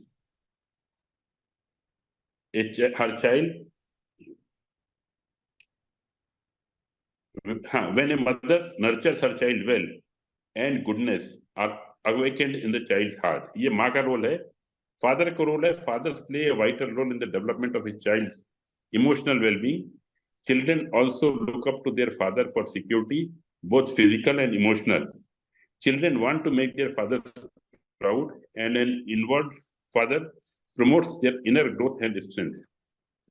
मैंने बताया आपको father का क्या role है, mother का क्या role है। इसके अलावा एक रोल और है, जो बच्चा घर में खुशियां लेके आता है। एक अनाथ के पास ये दोनों नहीं होती हैं, और एक जहां बच्चा नहीं होता उस परिवार में वो खुशियां नहीं होती। हमको ये मिशन में ये खुशियां पहुंचाने में अपना रोल प्ले करना है। ओपन टू क्वेश्चंस, आप कोई भी प्रश्न पूछ सकते हैं। और इस टॉक की रिकॉर्डिंग हमारी वेबसाइट पर है। ये वेबसाइट हर्षिता फिर से डाल दो ग्रुप में, और वो ईमेल आईडी भी तुमने बनाया वो डाल दो। हाँ मैं डाल। In the mean time open two questions, कोई भी प्रश्न पूछिए। Thank you sir, thank you so much. और आज जानकारी से एक बात पता चली कि अच्छा था यह एक्ट 1440 ईस्वी में नहीं था। 1440 में अगर ऐसा होता तो आज हमारे बीच कबीर दास नहीं होते, जो हिंदू परिवार में जन्मे थे और मुसलमान ने लालन पालन किया था। राइट, बहुत बढ़िया। Open to question to Geeta ma'am, स्वागत है आपका, welcome, you can ask the question. Thank you, sir. I am actually very much interested in children. कहाँ बैठेंगे भी, यहीं रख लेंगे। और कितने मेंबर हो रहे हैं? Please mute. यस मैम, वापस आप अनम्यूट कर लीजिए, लोग भूल जाते हैं कि वो पोस्ट है। जी हेलो। Yes, sir. जी प्लीज। तो मैं जानना चाह रही थी कि मुझे इसमें हेल्प चाहिए था कि ये जो फॉर्म्स या डॉक्यूमेंट्स जो रहते हैं या डीड का जो रहता है उसका कुछ फॉर्मेट वगैरह अगर साइट पे डाल दिया जाए तो it will be easy for us to pick up and make minor changes and utilise it. Unmute करके बात करें पीयूष सर, आपका आवाज नहीं आ रहा, प्लीज अनम्यूट। आई हाँ, एम आवाज आ रही है? जी। हाँ, हर्षिता पॉइंट नोट कर लो, मैं 2-3 दिन में पहुंचूंगा तो दे दूंगा, ये साइट पे डल जाएगा। मैडम ठीक है, बिल्कुल सही है। वैसे मैं रिपीट करूं, डीड की जरूरत नहीं है, लेकिन हम फॉर्मेट डाल देंगे। यस, मैंने ईमेल एड्रेस और साइट का एड्रेस दोनों चैट में रखे हैं। आपके जो ठीक भी है। क्वेरीज होगा आप इस ईमेल पे डाल सकते हैं और थोड़ी देर में साइट लाइव हो जाएगी। आप जो डॉक्यूमेंट्स देखने हैं वो साइट पे देख सकते हैं। Okay ma'am, thank you. Yes, Yashpal Gupta sir, welcome. Sir नमस्कार। गुप्ता जी जय हो। डॉक्टर पीयूष गुप्तानी ने जो काम किया है ना, अगर मैं राष्ट्रपति होता तो उन्हें फौरन पद्मश्री का अवार्ड दे देता। लेकिन मुझे आपने कुछ चाहिए भी सक्सेना ना जी गुप्ता को जी। गुप्ता जी तो बना ही दिया। सर कितने लोगों के लिए जीवन के दाता बनेंगे। आपको तो ग्रैंडफादर ऑफ ऑर्फन चाइल्ड का एक पदवी मिल जाएगी। मुझे कुछ चाहिए ही नहीं। सर सर चाहिए नहीं, लेकिन आप जाने जाएंगे सर। जिन लोगों ने अब तक ऐतिहासिक काम किया है उनको कुछ ना कुछ पदवी दी है, जैसे महात्मा गांधी को राष्ट्रपिता, आपको ऑर्फन चाइल्ड का परदादा या दादा की पदवी गुप्ता जी ये दी गलत जाएगी। हो जाएगा, सर को परदादा इतने यंग पर्सन को। अभी बहुत सर एनर्जेटिक है वो, हम सबको पछाड़ते हैं। नहीं, देखिए मैं बताऊं मैं यंग क्यों हूँ, 71 साल में भी यंग क्यों हूँ, वो भी डॉक्टर पीयूष सक्सेना जी की वजह से हूँ। और इन्होंने जो मुझे क्लीनिंग करना करना सिखाया और करी, उसके बाद मैं अपने आप को पाया हूं। लेकिन अब जो विषय जो चल रहा है वो बन रहा है इनका जो ऑर्फन चाइल्ड का। तो मेरा एक दो सुझाव है, डॉक्टर साहब आपने इतनी मेहनत की है, मैं आपके हर कार्य में आधी रात को तैयार हूँ, कभी भी आप कॉल करेंगे। इतना आप पुनीत काम कर रहे हैं, इतना ये जो मैं कह रहा हूँ इसके लिए तो आने वाली बच्चे जो बन के कुछ ना कोई आईएएस बनेगा, कोई डीएम बनेगा या नेता बनेगा या वो बनेगा, वो आपको याद रखेगा कि उनकी वजह से उनको जीवन बढ़िया मिला। ठीक है ना? तो ओ, अ, एक तो ये मेरा दिल के उद्गार थे जो मैंने व्यक्त किए। अब मैं एक सुझाव मेरा ये है कि अगर जो वेबसाइट आप बना रहे हैं, अगर इसमें चाइल्ड मतलब दो कैटेगरी, वो तो खैर आप बनाएंगे, मैं तो खैर मैं राय दे रहा हूँ बेकार में, आप तो एक्सपर्ट हैं। तो केवल लिस्ट मिल जाएगी लोगों को, हम लोगों को रेफर करेंगे और इस काम में हमारे जो कैंप लगते रहते हैं, हमारे आज भी कैंप है, और उस कैंप में मैं बैठा हुआ बीच में केवल इसी के लिए कि डॉक्टर साहब के उद्गार इनका इतना अभूतपूर्व कार्य किया वो समझ लूं। और इस काम को तो हम हर समय तैयार रहेंगे। लिस्ट बन जाएगी लेने वालों की, देने वाले की बन जाएगी, आपको अभी वो डीड बन जाएगी, उनका प्रोसीजर, ये जो 18 तारीख को जो अभूतपूर्व एक कैंपेनिंग के टाइप में जो हो रहा है 18 जनवरी को, उसमें भी सब लोग, काफी लोग पहुंचेंगे। तो ये सब प्रक्रिया जब सब सरल रूप में आ गई, तो सरल रूप में आने के बाद तो लोगों के, बच्चों के, उनके भविष्य के लिए भी वो हो जाएगा। और जो रैकेट जो चल रहा है, शायद उस रैकेट पे भी अंकुश लग जाएगा किसी हद तक। उसके लिए तो सभी लोगों को मतलब सक्रिय होना पड़ेगा। Thank you very much sir, मेरे बस गुप्ता जी इतना ही कल कहना। कल आपने मठरियां बहुत अच्छी खिलाई थी, और आज भी मैं 5:30 बजे आपके पास पहुंच रहा हूं। ठीक है सर, ठीक है, ओके सुरेश सर। सर, अगला प्रश्न। तो सुरेश सर, अगला। स्वागत। हाँ, नमस्कार डॉक्टर साहब, नमस्कार जी। जितने भी पार्टिसिपेंट है सभी को, और मैं अपनी तरफ से बहुत सारा धन्यवाद आपको देना चाहूंगा इस नए कार्य को करने के लिए, और मैं आपके साथ हमेशा साथ रहूंगा। बहुत सुंदर। Thank you very much sir, thank you. Yashpal Gupta sir बोले कि मैं आपके लिए आधी रात को तैयार हूं, क्योंकि पूरे दिन तो क्लीनिंग कैंप में रहते हैं, तो आप उनको आधी रात तक। सुरेश सर आपको दिन में भी मिल जाएंगे। मैं जी तो खुद जी 9:30 सर, बजे सो जी जाता सर। हूँ। यस, राम अवतार sir, welcome. Thank you sir, बहुत बहुत धन्यवाद। सभी को मेरा नमस्कार। वाकई सर, आपके इस सरलीकरण की काफी प्रशंसा की जाए तो नहीं कम है।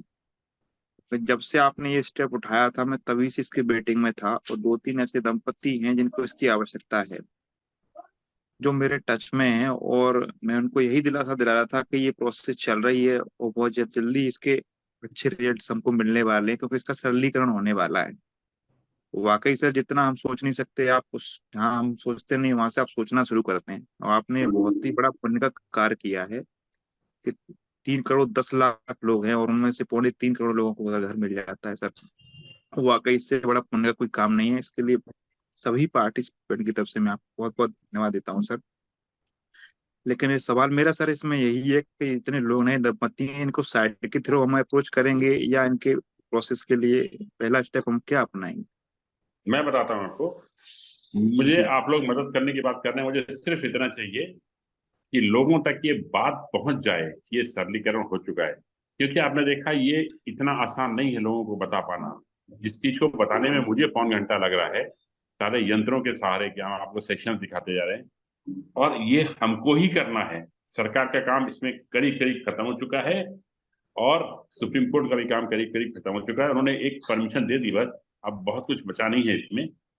तो जी हमको ही करना है ज्यादा से, और ये जो रिकॉर्डिंग है इस वीडियो की, ये जी इसी साइट पे मिलेगी जो हर्षिता ने डाली है। साइट का नाम है adoptbaby.in, और ईमेल क्या है एक बार पढ़ के भी सुना दो हर्षिता।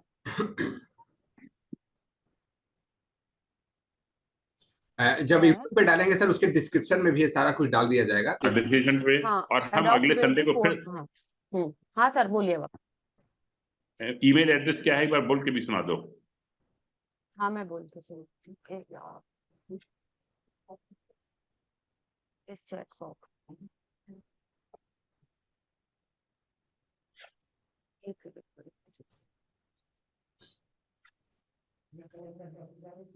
ईमेल एड्रेस है adoptbaby445@gmail.com। हाँ, ये डालिएगा तो हम देख के जवाब भी दे देंगे। तो हमारा निवेदन ये रहेगा कि ज्यादा से ज्यादा नोटिफिकेशन खुद पढ़ लें। जी हमने ये भी बताया है कि किस एक्ट में कौन से सेक्शन पढ़ने हैं, उसके बाद प्रश्न पूछेंगे। ये प्रक्रिया बहुत आसान हो चुकी है, अब हमें इसका लाभ उठाना है, लेकिन उससे ज्यादा जरूरी है कि जन जन तक ये बात पहुंचानी है कि आसान हो चुकी है। क्योंकि अभी भी जितने लोगों से मैं मिल रहा हूँ वो विश्वास ही नहीं कर पाते हैं। उनको सबसे पहले सेक्शन 80 का ध्यान आता है कि कहीं हमको सजा तो नहीं हो जाएगी, हमारे बच्चे को कोई तकलीफ तो नहीं हो जाएगी। लेकिन ऑलरेडी तेजी में बच्चे अडॉप्ट होना शुरू हो गए हैं, और ये हम सब के लिए बहुत ही गर्व की बात है। टेम्पल ऑफ हीलिंग के इस कार्य में आप सभी के सहयोग के लिए बहुत बहुत बधाई भी है। बिल्कुल सर, और किसी का ये कोई भी है प्रश्न सर, है? इसमें लोगों को जानकारी ही नहीं है। हकीकत तो ये है सर, जो रूरल एरिया में अपन बात करते हैं इस चीज की, हमारा तो आपका बिल्कुल काम है ये, बिल्कुल अनभिज्ञ हैं वो सर। इसके लिए ये सेशन किए जा रहे हैं। अगले संडे को फिर 10 बजे यही सेशन होगा, ठीक है। सर और भी जो क्वेश्चन आपके आएंगे वो भी आएंगे। एक क्वेश्चन कल आया मेरे पास कि अडॉप्ट बेबी लेने के बाद अगर वो ठीक से बिहेव नहीं करे तो क्या हम उसको छोड़ सकते हैं? तो इसका आंसर ये है कि प्रॉपर्टी राइट्स में बेदखल कर सकते हैं, वो भी तब जब खुद की कमाई हो, सेल्फ अर्न प्रॉपर्टी हो। अगर एंसेस्ट्रल प्रॉपर्टी है तो उसमें भी बेदखल नहीं कर सकते हैं। उसको उसी तरह के अधिकार हैं, उसी तरह के ड्यूटीज हैं जो नॉर्मल बेबी के हैं। ये सरकार का कानून है, इसको बदला नहीं जा सकता, बदलने की जरूरत भी नहीं है, और जरूरत पड़ती भी नहीं है। झगड़े इतने ज्यादा नहीं है, इतने ज्यादा सुनाए जाते हैं। जैसे कि उदाहरण दिया था मैंने एक, ये भी कोर्ट में दो दो बार मैंने बताया। हाँ, एक चीज ये रह गई थी, आपके मन में कई बार सवाल आता है कि बच्चा सुरक्षित होना चाहिए, उसके साथ किसी तरह का ट्रैफिकिंग या कोई मिसबिहेवियर नहीं होना चाहिए। बहुत अच्छा लगता है जब मिनिस्ट्री बात करती है इस बारे में, तो मिनिस्ट्री कहती है कि हमको ये सावधानी और बरत लेने दीजिए, ये सावधानी और बरत लेने दीजिए, हमारे बच्चे के साथ कहीं कुछ हो ना जाए। मुझे सारी बातें मंजूर हैं, जो कुछ करना है वो कर लीजिए, लेकिन प्रोसेस को 2 महीने से ज्यादा मत कीजिए। जब एक्ट में दिया हुआ है 2 महीने, तो खत्म कीजिए इसको 2 महीने में। मैंने कहा, इसके 6 उदाहरण दिए मैंने। 1996 में मैं रिलायंस में जिससे रहा, मैंने 3 साल पहले रिटायर हुआ। 1996 में इंटरनेशनल क्रेडिट कार्ड शुरू हुए थे, और हमारे बॉस को एक मिला था इंटरनेशनल क्रेडिट कार्ड। आज जो क्रेडिट कार्ड आपको मिलता है, आप सब देखते हैं वो क्रेडिट कार्ड में valid through out the world होता है। 1996 में जब ये शुरू हुए थे, valid only in India and Nepal लिखा हुआ होता था उसपे। मुझे पता नहीं आप लोग इस कितनों को याद है। और मैं अपने असाइनमेंट के चलते, ऑफिशियल असाइनमेंट के चलते रिजर्व बैंक गया था और मैंने कंसर्न सीजीएम से पूछा था कि सर ये क्या कभी पब्लिक को भी ऐसे कार्ड इशू होंगे? और सीजीएम ने मुझसे कहा था, तुम क्या समझते हो, एक दिन में $500 मिलियन दुबई चले जाएगा, तुम जिम्मेदारी लोगे क्या? तो मैंने कुछ कहा तो नहीं, क्योंकि मैं कहने के रोल में भी नहीं था, लेकिन 6 महीने बाद 8 महीने बाद मैंने देखा कि पूरे ऑल सिटीजन्स ऑफ इंडिया, उनको इंटरनेशनली वैलिड क्रेडिट कार्ड मिलने लगे, कोई फ्लाइट ऑफ कैपिटल नहीं हुआ। दूसरा उदाहरण देता हूं, इसको लिबरलाइजेशन कहते हैं, लिबरलाइजेशन। दूसरा उदाहरण देता हूं, आप ध्यान कीजिए 2014 के पहले कितनी मुश्किल से पासपोर्ट बना करते थे, 2-3 महीने लग जाते थे, हम लोग वीआईपी लेटर लेके जाते थे। आज आम पब्लिक को भी पासपोर्ट नहीं जाता है, कोई नहीं बैठे हुए हैं यहाँ पे। तीसरी बात बताता हूँ, ड्राइविंग का लर्निंग लाइसेंस प्रोसेस है कि डिक्लेरेशन पे दे दिया जाए। चौथी चीज, जो लोग 30-35 साल पहले हवाई जहाज से सफर करते थे, उनको याद होगा कि बैगेज टैग और बैगेज मैच करके दिया जाता था, और आज हम लोग सब अपना अपना सामान लेके चल देते हैं, कोई सामान चोरी की घटनाएं सुनाई नहीं देती। एक आप याद कीजिए कि हमको अटेस्टेड डॉक्यूमेंट्स हर जगह सबमिट करने पड़ते थे, आज वो भी जरूरत खत्म हो गई है, सब सेल्फ सर्टिफाइड देते हैं, क्योंकि अटेस्टेड डॉक्यूमेंट सबमिट करने का बहुत कॉस्ट होती है। किसी भी गजेटेड ऑफिसर के पास जा रहे हैं, उसे अटेस्ट कर रहे हैं, वो वेरीफाई कर रहा है, और फाइनली तो आपको ओरिजिनल चेक करना ही है ना। ये सब खत्म हुआ, अब चीजें आसान हो गई हैं। अगली चीज, हमारे व्हीकल्स, हमारे रोड्स और हमारे ड्राइवर्स परफेक्ट नहीं है, लेकिन इसके बावजूद हमने ट्रांसपोर्ट परमिट किया हुआ है। प्रयास ये होना चाहिए कि एक्सीडेंट कम हो।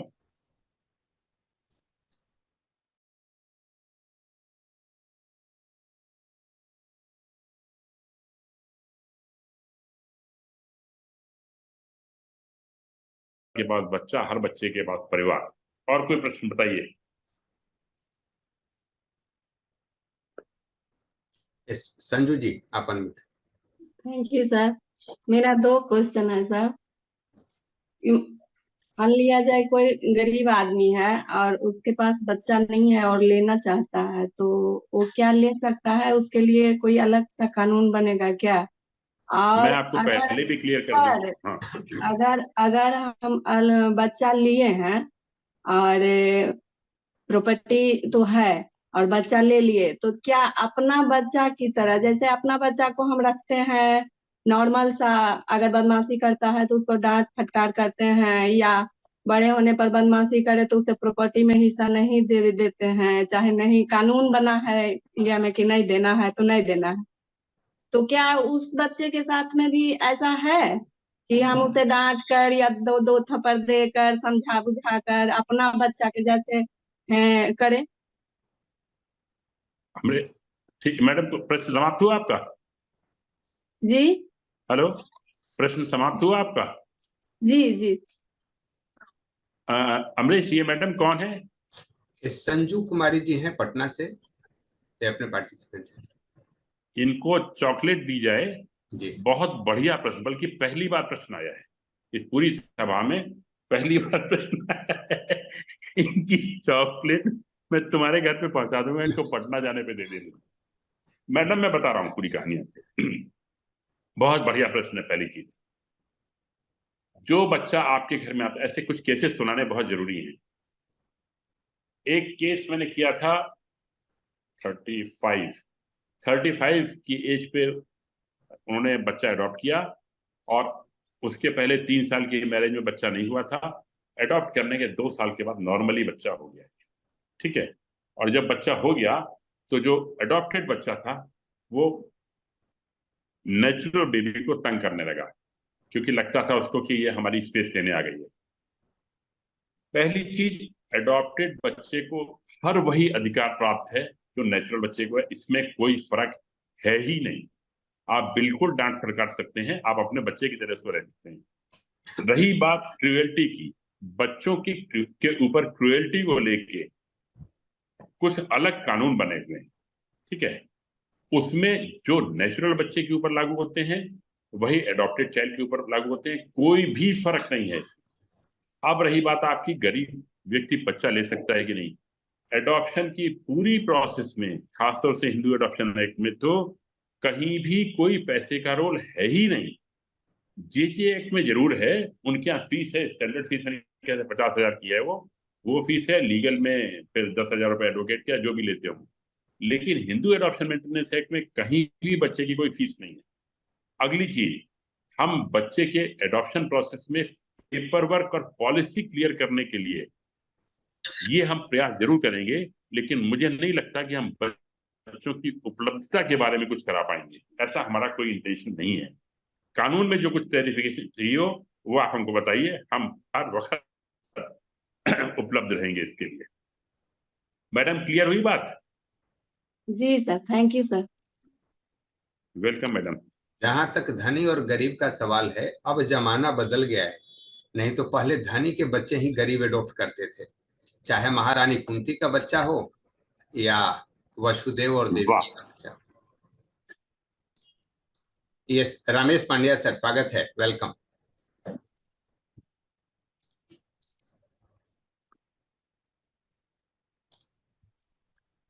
नमस्कार सर। पांडे जी बोलिए। सर ये अगर किसी ने कोई बच्चा एडॉप्ट ले लिया, हाँ, और लेने के कुछ साल बाद, यानी कि 2, 4, 5 साल बाद, हाँ, वो बच्चा किसी वजह से अपंगता हो जाता है, जैसे लाइक पैरालिसिस हो जाता है या डिसेबल हो जाता है हाँ, किसी वजह से, और अब हाँ, उस माँ बाप को उस बच्चे को यदि अगर सरेंडर करना चाहे तो कर सकते हैं, बिल्कुल या नहीं, फिर वो उसको लाइफ टाइम बिल्कुल उसको नहीं, करना पड़ेगा? नहीं कर सकते ना, बिल्कुल नहीं, बिल्कुल नहीं। सरेंडर क्योंकि करने के कानून नहीं, एक मिनट, सरेंडर करने के कानून बिल्कुल अलग होंगे, ठीक है। उसके लिए उसको वापस सीडब्ल्यूसी को अप्रोच करना पड़ेगा, depending on suitability and availability, कि हम इसको पालन पोषण में सक्षम नहीं है, और ये काफी गलत माना जाएगा।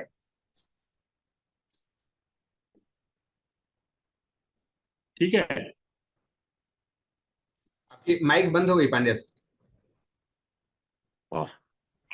नहीं सर, वो पालन करने में सक्षम है, बट हाँ, जिस उम्मीद से वो बच्चे को लेके आए थे, बच्चे को कोई वायरल हुआ, कोई बीमार हुआ, बच्चे को पोलियो हो गया, बच्चा ब्लाइंड हो गया, बच्चे को कोई किसी तरह का ऐसा, मतलब जो मतलब चाह बुझ के नहीं, सब कुछ करते कराते भी, मतलब नेचुरल तरीके से वो बच्चा डिसेबल हो गया, मतलब वो अपंग हो गया, जिसको अब तो खिलाना भी पड़ रहा है, उठाना भी पड़ रहा है, वो सेवा भी करने को तैयार है, फाइनली भी कोई प्रॉब्लम नहीं है उसको, फाइनेंस के भी कोई प्रॉब्लम नहीं है।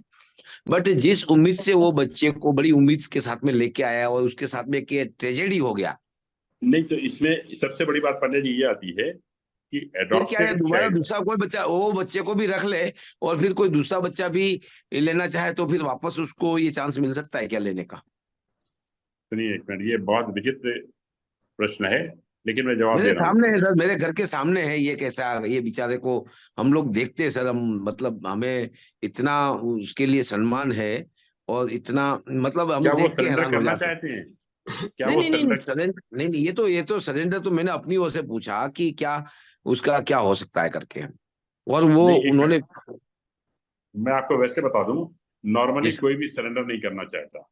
सरेंडर यस करने की परिस्थितियां बिल्कुल अलग होती हैं, यस है सर, ना। आप तो मेरे साथ मीटिंग्स में गए हुए हैं, यस सरेंडर सर। की परिस्थितियां बिल्कुल अलग होती हैं, ठीक है। हम्म। वो इसमें मैच नहीं कर रही, यस लेकिन इसमें एक दो बात सोचने की है कि हम क्या कर सकते हैं। पहली चीज ये कि जो नेचुरली बॉर्न है, बायोलॉजिकली जो बॉर्न है, और जो एडॉप्शन से आया है, वो दोनों को सेम अधिकार है, उसमें अधिकारों में कोई कमी नहीं है। चाहे नेचुरली बॉर्न वाले को भी अगर ये प्रॉब्लम हो जाए तब भी वो सरेंडर कर सकते हैं कि नहीं, ये एक प्रश्न है। ये इसमें सबसे बड़ा प्रश्न एक ये भी आएगा कि उसकी एज कितनी है, क्योंकि हम लोग जो कल परसों की मीटिंग में बात कर रहे थे वो एक एज 10 का साल से प्रश्न आ रहा अंदर, था वहां पे। 10 साल से अंदर, 10 साल से अंदर, मुझे जरा चेक 3 करने साल, दीजिए, मैं आपको बताता 4 हूँ, मैं साल, आपको, 5 साल ऐसा। हाँ हाँ, मैं चेक करके बताता हूँ। क्योंकि ये मेरी नॉलेज में आया तो मुझे लगा कि ये मुद्दा आपके ध्यान में लाना चाहिए कि वो भी सोचे कि यार अगर ऐसी सिचुएशन हो गई तो क्या उसका रास्ता भी अभी एक साथ में ही अगर बहती हुई गंगा में सभी का समाधान मतलब मिल जाए तो नहीं, then वो मैं better। करूंगा नहीं पंडित जी, वो मैं करूंगा नहीं, वो इसलिए नहीं करूंगा। मैं इस मैटर को जल्दी से जल्दी क्लोज करना चाहूंगा, और अब मेरी तरफ से यस सर, क्लोज चाहिए। जिसमें 90% सोल्यूशन मिल जाता है ना, उस तरफ जाना नहीं है। बहुत इसका बढ़िया, आप रेंगे बहुत जी से बढ़िया। पूछ लीजिए, रेंगे जी आपको बता देंगे इसका आंसर। ठीक है सर। लेकिन वो सरेंडर करना नहीं चाहेंगे पेरेंट्स, क्योंकि सरेंडर नहीं, काला एक वाला कोड एडॉप्शन है। ले लिया तो फिर दोबारा मेरा सवाल फिर वापस आधा रह गया कि एक हाँ? एडॉप्शन ले लिया फिर क्या उसको दोबारा भी कोई बच्चा एडॉप्ट करना चाहे तो कर सकते हैं क्या? शायद सेकंड नॉट इन उसका मैं time. Rule same sex, not in same sex. पंडित जी पहले क्लियर करिए, वो जो एडॉप्शन लिया गया वो जेजे एक्ट में है या हमा में है? ठीक हमा है, में। अगर जेजे एक्ट में, आमा में तो हमा। कोई रिस्ट्रिक्शन ही नहीं है। हिंदू अडॉप्शन हाँ। मेंटेनेंस एक्ट में कोई भी कोई किसी तरह कोई बंधन नहीं। जेजे एक्ट में तमाम बंधन है। जेजे एक्ट में अगर सरेंडर तो सरेंडर आप कह रहे हैं, एक बार अगर मना किया 24 घंटे की जो चॉइस दी जाती है, 24 घंटे में अगर मना कर तो ऑप्शन चला जाता है। इस वक्त जो हम सभा कर रहे हैं ये मोस्टली हामा के लिए, हिंदू अडॉप्शन मेंटेनेंस एक्ट के लिए, क्योंकि हमारे यहाँ बहुत कम केसेस हैं जेजे एक्ट वाले, ज्यादातर हामा वाले हैं जो अज्ञानतावश टेकअप नहीं हो पाए। ठीक है सर, थैंक यू सर। ठीक ठीक ठीक ठीक ठीक। यस चंदेश्वर जी, वेलकम। सर धन्यवाद सर, बहुत बहुत धन्यवाद आपका पीयूष सर। आपने इतना बड़ा काम किया है जो कि मतलब बहुत ही सराहनीय है। और सर मेरा एक क्वेश्चन था इसमें कि ये जो जेल के अंदर हम लोग यहाँ पे मारवाड़ी युवा मंच की तरफ से अपने हम जेल के जो क्या बोलते हैं कैदी लोग हैं उनके बच्चे एक अनाथालय वहाँ पे है, तो वहाँ पे हम लोग जाते हैं, उनको हम लोग खाना वाना डिस्ट्रीब्यूट करते हैं बीच बीच में। तो और वहाँ पे वो बच्चे अगर कहीं किसी को अडॉप्ट करना उसका कुछ क्या प्रोसेस है, क्या कुछ ऐसा जानकारी मिले तो अच्छा रहेगा। नहीं, मैं समझ गया आपका प्रश्न क्या है, एक बार प्रश्न को फिर बताइए। आपने कहा जैन मारवाड़ी? नहीं जो कैदी हैं, जेल के कैदी हैं, उनके बच्चे अनाथ के रूप में किसी आश्रम में रहते हैं, वहां के बच्चों को एडॉप्शन के लिए ही इज रिक्वेस्टिंग सम हेल्प कि वहां के बच्चों को देखिए देखिए, ये बड़ा सा टेक्निकल इशू है। है ये जेजे एक्ट के अंदर डिफाइन किया गया है चाइल्ड वेलफेयर कमेटी को, और चाइल्ड वेलफेयर कमेटी के साथ जो ट्रस्ट जो इसमें रजिस्टर्ड हैं उनके यहाँ ये बच्चे रहते हैं। जो बच्चे उनके यहाँ रहते हैं उनके ऊपर जेजे एक्ट लागू होता है, उनके ऊपर हिंदू अडॉप्शन एक्ट लागू नहीं होता। ये मेरी चर्चा हुई थी इस बारे में। तो उनका एडॉप्शन जो है वो नॉर्मल कोर्स में होगा, जेजे एक्ट के थ्रू होगा, और वो कॉम्प्लिकेटेड प्रोसेस से गुजरना होगा उनको। इसके कुछ वे आउट हैं जो अगर आप मेल लिखेंगे तो हम गाइड करेंगे, फिर आपको हर्षिता या अमरीश बताएंगे कि क्या प्रैक्टिकल सॉल्यूशंस होते हैं इसमें। ठीक है sir, thank you sir, thank you very much. Yes Kamlesh ji, welcome. Thank you very much sir. सभी प्रणाम सभी को। सर मेरा एक क्वेश्चन ये था, जैसे अभी सर ने बताया कि एक स्टोरी बताया राम और श्याम के तरीके से। मैं लास्ट टाइम जब आया हुआ था तो इस संबंध में सर से मुलाकात भी हुई थी मेरी, और बात भी हुआ था। मेरा क्वेश्चन ये है सर, जैसे मान लीजिए मेरे बेबीज नहीं है और मेरे जो भाई हैं उनके 4 बच्चे हैं, तो उनमें से छोटे वाले बच्चे को अडॉप्ट करना चाहता हूँ, तो उसके लिए भी उसके लिए क्या कर सकते हैं और उसकी क्या प्रोसीजर? उसके लिए हिंदू अडॉप्शन मेंटेनेंस एक्ट के हिसाब से कोई भी प्रोसीजर नहीं है। अच्छा, आप बड़े आराम से उस बच्चे को लेके, कितनी उम्र कितनी है उसकी? सर अभी सेकेंड में है, 6 ईयर कंप्लीट हो गया। अच्छे साथ मतलब 0 एज से लेके 15 साल तक कहीं कोई रोक टोक नहीं है। आप उस बच्चे को आराम से ले लीजिए, उसका एक डीड ऑफ अडॉप्शन साइन कर लीजिए, उसको रजिस्टर करा लीजिए सब ऐसा क्या इतना। अगर सब रजिस्टर के आगे रजिस्टर कराएंगे, हाँ, तो एक इशू और आता है कि सब रजिस्ट्रार को ये ड्यूटी दी जा रही है कि वो वेरीफाई करें कि आप एलिजिबल हैं कि नहीं। एलिजिबिलिटी में आया कि दोनों हिंदू हैं कि नहीं, तो मैंने इससे भी आर्गू किया कि दोनों हिंदू हैं, ये बात पता कैसे चलेगी? तो ये डिक्लेरेशन पे पता चलेगी, और दूसरा नाम से पता चलेगी, क्योंकि हिंदू के नाम अलग होते हैं, मुस्लिम के नाम अलग होते हैं। और एक चीज, इसमें अगर किसी को प्रोसेस में कोई डाउट होता है या कोई इशू क्रिएट होता है जी, तो ये जिसको जो इशू क्रिएट कर रहा है उसकी रिस्पॉन्सिबिलिटी है कि वो एविडेंस दे कि उसको क्यों ऐसा लग रहा है। जैसे अगर आपका नाम अली है, अली नाम से लगता है, लेकिन अगर राम व श्याम है, राम व श्याम नाम से लगते हैं कि वो हिंदू हैं, तो ये मान लिया जाएगा कि वो हिंदू हैं। लेकिन अली अगर है, तो अगर वो हिंदू बन के कर रहे हैं तो ये गलत हो जाएगा। फिर उनके पास अधिकार होगा इसको रोकने का कि और डॉक्यूमेंट्स लेके आइए प्रूव करने के लिए कि आप अली नाम है और हिंदू है। यहाँ तक बात हुई है, ठीक है। तो आप बिल्कुल आराम से कर सकते हैं, इससे कोई इशू नहीं। Thank you sir, thank you very much. जी welcome. Thank you sir, thank you so much. And मैं देखता हूँ अभी किसी का कोई प्रश्न नहीं है, तो already 11:30 is going to happen. अब एक करतल ध्वनि के साथ ही सभा को यहीं समाप्त की जाए। बहुत बहुत आभार सर आपका, लोगों को अपडेट करने के लिए, और आप आगे आगे चले, पीछे से thank you sir, thank you very much. Thank you very much. Thank you sir, thank you so much. Thank you, धन्यवाद। एक और SST रियल सर, यस आपका एक क्वेश्चन है, आप भी अपना क्वेश्चन। जी सर, सुवर्णा बात कर रही हूँ विरार से। तो सुवर्णा नाम पूरा लिख दो, SST रियल क्या है? बीच में सर वो एडिट किया था तो वैसे हो गया था। ओके ओके, हाँ रखिए अपना प्रश्न रखिए। हाँ सर, मुझे पूछना था, हमारे एक फैमिली फ्रेंड है, तो उनको सुवर्णा एक बार और अनम्यूट कर लीजिए, बहुत लोगों का माइक ऑन था इसलिए मैंने म्यूट किया, एक बार और। हेलो, बोलिए। हाँ बोलिए। जी सर, हमारे एक फैमिली फ्रेंड है, तो उनका एक स्पेशल चाइल्ड है, बट वो फिर उनको एक मतलब लड़की अडॉप्ट करनी थी, तो उन्होंने 2 साल से ट्राई कर रहे थे, और हम लोग इत्तेफाक से कल ही उनके घर गए थे, तो उन्होंने बताया कि 2 दिन पहले ही उन्होंने वहां से नाम हटा दिया, क्योंकि 2 साल से वो वेटिंग में थे। तो उनका स्पेशल चाइल्ड है, इसलिए उनको बच्चा नहीं मिल रहा था, या फिर कोई और वजह हो सकती है? बस मुझे इतना पूछना है कि उनको मिल सकता है क्या? देखिए, JJ एक्ट में अक्सर 2.5-3 साल लग जाते हैं, लेकिन हम जो बात कर रहे हैं वो हिंदू अडॉप्शन की एक्ट की है। हिंदू अडॉप्शन एक्ट में स्पेशल चाइल्ड से इससे मतलब नहीं है, हिंदू हैं तो बच्चा मिल जाएगा उनको। एक्ट खुद पढ़ें, कहीं कोई समस्या नहीं है। Okay okay sir, thank you so much. जी वेलकम। ठीक है सर, तो सभा को यहीं समाप्त किया जाए। Thank you so much. धन्यवाद अमरीश।